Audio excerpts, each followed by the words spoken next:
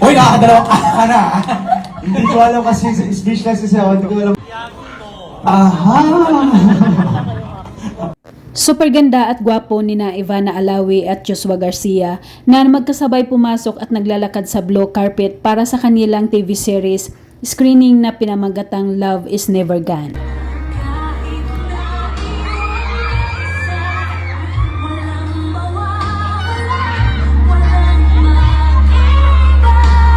Parehong nakasuot ng pulang kasuotan ang dalawa pero agaw pansin ang backless dress na suot ni Ivana Alawi dahil napakaganda at bagay na bagay sa kanya ito.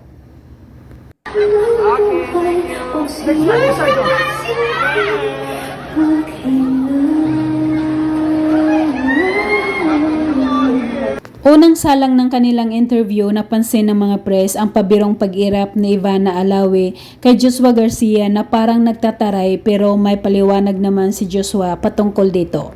Hirap lang yan pero mahal kami yan.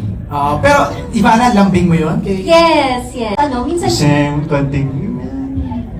O, yan, diba? Napuno ng kilig at tawanan ang buong studio sa naging pagsagot kaagad ni Ivana Alawi patungkol kay Joshua Garcia kahit hindi pa tapos ang katanungan. Joshua Garcia's kiss from 1 to 10. 10. Ay, di ba ako si question? Sorry. Oh, go. Napayuko na lang bigla si Joshua Garcia sa hindi niya inasahang sagot kaagad ni Ivana Alawi dahil binibigyan nito ng rate kung gaano siya kagaling humalik.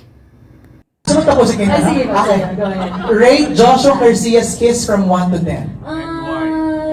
10. Ayan, nag-isip pa. Care to explain? Hindi. Lalo pang nabigla at nagtatawanan ang mga tao nang ipinaliwanag ni Ivana Alawi kung bakit 10 ang binigyan niyang rate sa paghalik sa kanya ni Joshua Garcia.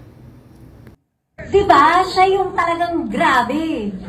Talagang ganun lang ako. Tapos siya, ang laki ng bibig niya. Bakit? Kung tawa ka. At dagdag pa ni Ivana Alawi, sinitan niya ang binata dahil napasobra ang sipsip nito sa kanyang labi at umano'y nawawala na ang kanyang lipstick. Kaya tuloy, tawang-tawa ang lahat. Sabi ko, huy, grabe ka mo sa lipstick. Yung bibig mo. Yung lipstick ko nawawala. Tapos, ayun, okay naman. Magaling siya. Did you ask for tips? At pagkakataon na ni Joshua Garcia na gumanti kay Ivana Alawi dahil siya naman ang tinanong kung gaano kagaling humalik ang isang Ivana Alawi at narito ang kanyang sagot at paliwanag. 9. May room for improvement. Ay! Oh, sige. So next, di ba direct may isa pa?